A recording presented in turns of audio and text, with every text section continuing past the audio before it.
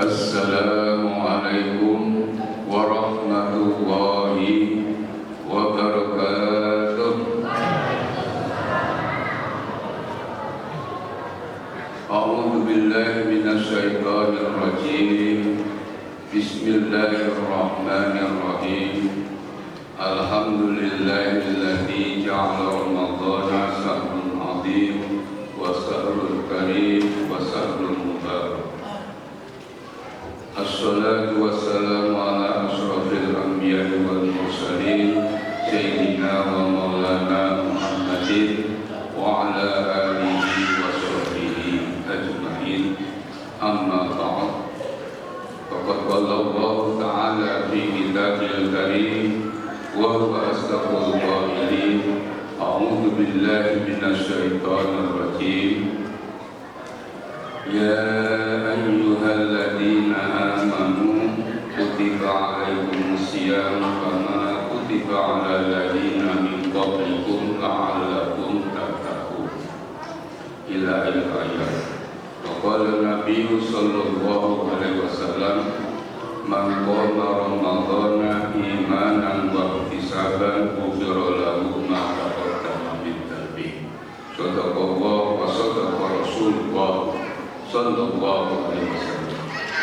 Ma'asyiral muslimin wal muslimat, mukminin mukminat jamaah tarawih rahimakumullah. Bapak dan Ibu, insyaallah masih semangat tarawihnya? Alhamdulillah. Kalau puasa insyaallah baru masuk beberapa hari ya. Insyaallah besok yang ketiga ya. Mudah-mudahan Allah berikan, terutama diberikan istiqomah, diberikan sehat jasmani rohani. Karena ibadah tanpa sehat jasmani rohani akan mempengaruhi segalanya. Oleh karenanya pada kesempatan malam hari ini kita baru saja telah menyelesaikan tarawih kita, tinggal witir kita. Mudah-mudahan malam-malam berikutnya jangan sampai kosong, kecuali kaum awal sebagaimana lazimnya, ialah pasti dalam satu bulan akan berdatangan tamu tidak diundang. Para jemaah, Ramadan kita sudah jelas tertera dalam kitab suci kita Al-Quran, tepatnya di surah Al-Baqarah, yang mana kewajiban orang yang berpuasa ialah bukan sekedar umat baginda Rasulullah SAW, tapi umat-umat yang sebelum beliau juga disyariatkan untuk mengerjakan puasa. Cuma berapa harinya, berapa bulannya tidak diterangkan, itu syariatnya beda-beda. Tapi intinya puasa di dalam umat manusia yang dibawa oleh Rasul-Rasul sebelum Nabi ada kewajiban puasa. Nah, di sini makanya diawali dengan wahai orang-orang yang beriman. Ilmu kita terhadap panggilan tersebut sebagai kaum mukminin, otomatis kita kalau toh masih mengaku orang yang beriman berarti terpanggil untuk menjalankan ibadah yang bagian daripada rukun Islam. Berapa banyak kaum muslimin, muslimat, mukminin, mukminat seolah-olah agama itu kalau toh sudah sholat selesai. Padahal yang kita kenal fondasi rukun dalam Islam itu 5, terutama di rukun yang pertama. Apa itu? Mengucapkan 2 kalimat syahadat. Kenapa kok diletakkan di utama atau pertama? Karena fondasi yang harus kita tetapkan, wala tamutunna illa wa antum muslimun, ialah mengenai tauhid kita. Tauhid kita kalau melenceng, kalau berubah, apalagi sampai meninggalkan, makanya kita bersyahadat harus kita mengucapkan kalimat tauhid. Yang pertama syahadat tauhid, yang kedua syahadat rasul. Syahadat tauhid berarti kita mengucapkan dua kalimat syahadat. Pertama, asyhadu an la ilaha illallah. Nah, di sini berapa banyak manusia mengucapkan syahadat, tapi kadang-kadang orang tersebut ditanya, apa arti syahadat? Tahu. Padahal di dalam hukum fikih, nggak usah kitab yang gede-gede, kitab Safinatun Najah ataupun kitab-kitab yang kecil, tidak sah orang Islam mengaku Islam sudah mengucapkan dua kalimat syahadat tidak tahu artinya. Makanya para kaum muslimin, terutama terhadap putra-putri kita, jangan sampai tidak tahu, sudah bisa mengucapkan dua kalimat syahadat tapi tidak tahu arti. Baru di situ meninjak syahadat rasul. Berapa banyak saat sekarang ini dia mencinta, meyakini dan mereka percaya bahwa Allah Subhanahu wa Ta'ala yang menciptakan segala isinya di dunia ini, tapi terhadap baginda Rasul tidak mau mengakui Rasulullah sebagai utusan. Padahal itu mutlak. Karena apa? Syariat-syariat yang setelah Allah turunkan baginda Rasul tatkala umur 40 tahun diangkat menjadi Rasul, saat itu syariat nabi-nabi sebelum beliau sudah tidak berlaku lagi. Maka disinilah yang harus kita tanamkan terhadap anak cucu kita, syahadat yang kita kenal, berarti jangan sampai melupakan. Baru masuk ke wilayah kedua, ialah sholat. Sholat di dalam hukum Islam otomatis kita kenal wajib. Tapi berapa banyak kaum muslimin, muslimat, mukminin, mukminat, hatta anak-anak kita kadang-kadang orang tua melihat putra putrinya lebih senang untuk melakukan hal-hal yang lahut, dibiarkan giliran untuk sholat kadang-kadang tidak pernah membangunkan, terutama di waktu pagi. Maka dari itu lewat mimbar yang sangat singkat ini, jagalah sholatnya, jagalah sholatnya, jangan tinggalkan sholat, karena sholat itu tiang agama. Bukankah kita sering mendengarkan as-sholatu imaduddin, faman aqamaha faqad aqamaddin, wa man tarakaha faqad hadamaddin. Sholat itu tiang agama. Sholat bagian yang harus kita tegakkan. Makanya di sini bukan fiqhus sholat, tapi aqimus sholat, tegakkan sholat. Al-Quran padahal kalimahnya mengucapkan tegakkan, berarti suka nggak suka, sibuk super sibuk, atau apapun profesinya, sholat harus kita tegakkan. Tidak boleh main-main apalagi meninggalkan. Maka dari itu marilah kita sayangilah putra putri kita. Karena Al-Quran tepatnya di dalam surat At-Tahrim ayat 6, ya ayyuhalladzina amanu qu anfusakum wa ahlikum naro wa quduhan nasu wal hijarah 'alaiha malaikatun ghiladun shidadun la ya'sunallaha ma amarahum wa yaf'aluna ma yu'marun. Inilah kita itu disuruh jaga dirimu, jaga keluargamu, bukan disuruh jaga orang-orang sekitarmu.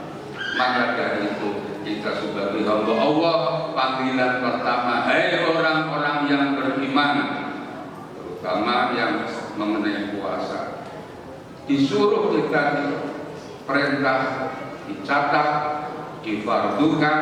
Bahkan puasa itu bukan kalian saja, umat sebelum Makanya ditutup dengan la'allakum tattaqun. Bergeser rukun yang ketiga ialah zakat. Kaum muslimin wa muslimat rahimahullah. Zakat bukan zakat fitrah yang dimaksud.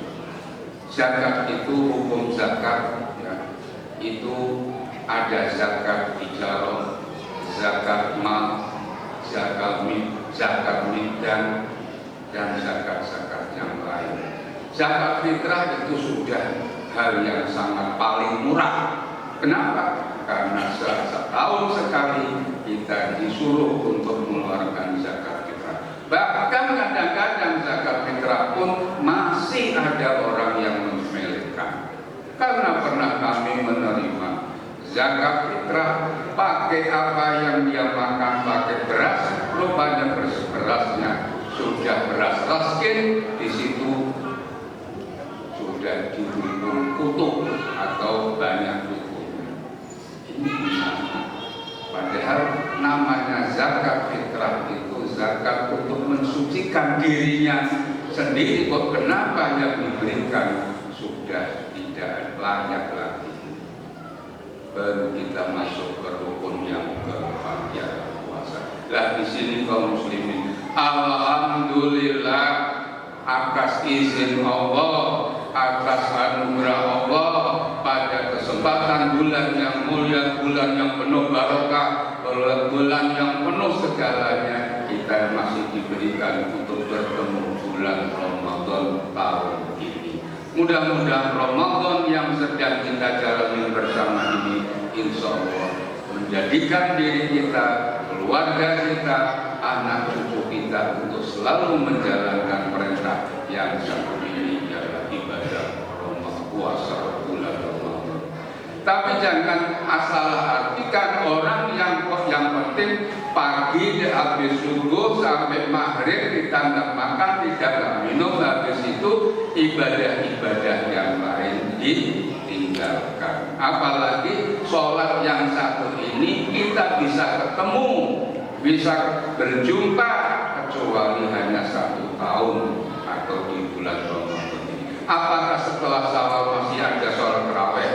Tidak ada. Oleh karenanya kaum muslimin rahimahullah, jaga mudah-mudahan Ramadan yang sedang berjalan ini insya Allah kita diberikan terutama sehat jasmani, rohani, dan diberikan rezeki yang halal dan thayyibah untuk bisa menjalankan. Berapa banyak manusia saat ini mampu dia puasa tapi tidak mau menjalankan. Makanya kita kenal kemarin ada saudara kita yang melaksanakan ibadah puasa di hari Rebo, ada yang melaksanakan di hari Kamis, ada pula hari Kamis ya, yang lain pada puasa, mereka sudah lebaran.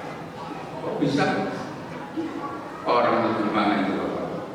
Kalau toh Kamis baru masuk puasa tapi mereka sudah lebaran, berarti apa?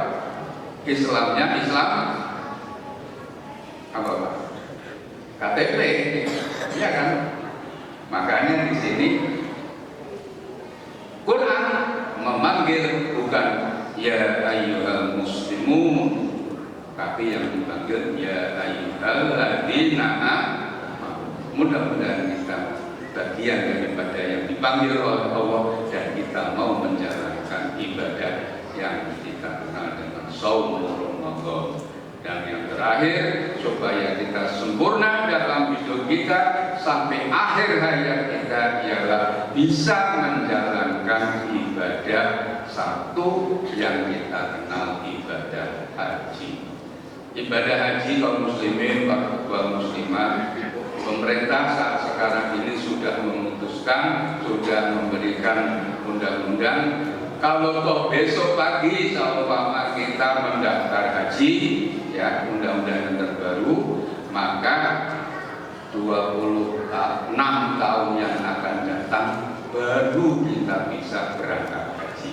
Kalau kemarin-kemarin itu per wilayah beda-beda, tapi sekarang sudah dipukul rata. Tapi andai kata ada seorang hamba Allah kemarin 2025 kemarin menjalankan ibadah haji, lalu ingin ibadah haji karena belum mantap barangkali atau kurang ada rukun yang ditinggal, memang harus wajib mengulang. Kalau toh rukun hajinya lah berarti daftar lagi, dia kena 16 tahun baru bisa daftar lagi. Kalau 2025 berangkat, 2026 daftar, belum bisa diterima. Setelah 16 tahun baru diterima. Begitu daftar tambah lagi 26 tahun. Berapa itu? 42 ya. Itu makanya semakin jauh. Tapi tetap kita harus optimis, orang yang mau menjalankan ibadah haji jangan takut terlalu lama. Bismillah, lillah.